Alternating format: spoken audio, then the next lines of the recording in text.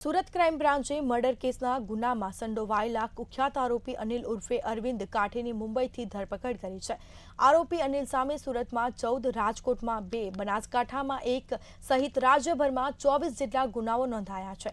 ત્યારે સુરત પોલીસ દ્વારા અનિલ કાઠી સામે ગુસ્સીટોક હેઠળ કાર્યવાહી કરવાની તજવીજ હાથ ધરાઈ છે।